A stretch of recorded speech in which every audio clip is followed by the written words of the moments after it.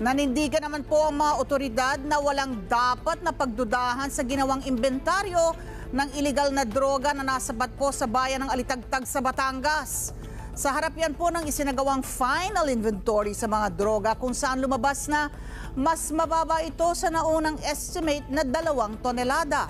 Detalye ng ulat na yan mula kay Mar Gabriel.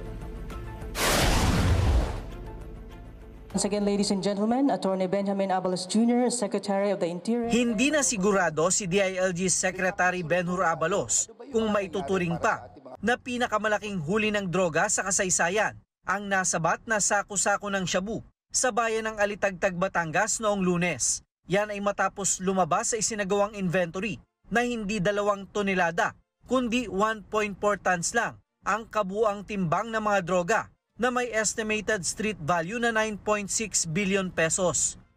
I'm not sure about if it's now the biggest drug haul, no, but I'm sure that kung hindi man siya biggest, it's one of the biggest, no. Malaki po ang epekto nito sa merkado sa. Pero giit ng otoridad, walang dapat na pagdudahan sa resulta ng inventory na ginawa sa harap ng media, barangay representative at prosecutor.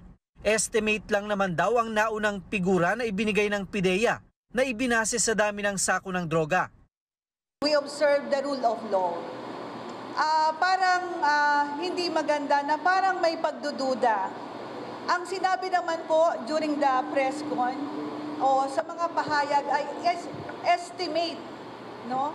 At saka kitang-kita naman po ninyo na ongoing po ang inventaryo.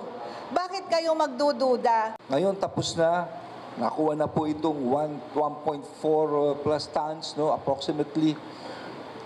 We will make sure na ito namang 1.4 na ito na nasa PIDEA ngayon this will be destroyed. No?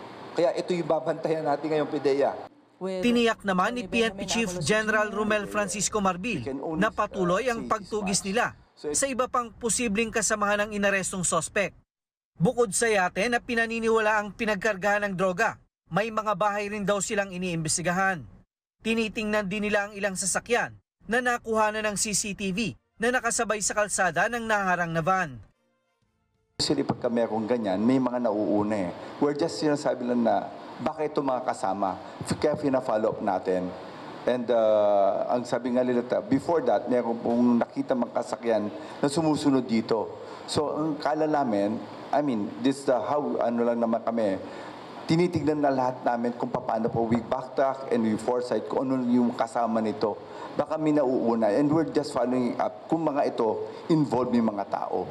Patuloy ding iniimbestigahan ang koneksyon sa sindikato ng naarestong sospek na si Ala John Michael Zarate na dati raw US Army.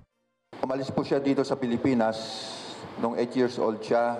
He entered the US Army noong 1997.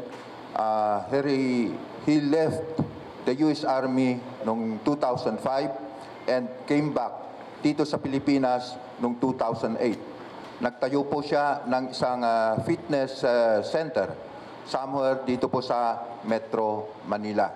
Na-turn over na sa kustudiya ng PIDEA ang mga nakumpiskang droga. Umuusad na rin daw ang proseso para tuluyan ng masira ang mga kontrabando sa bisa na rin ang kautusan mula sa korte. Mar Gabriel, para sa Mata ng Agila, matatag, matapang, matapat.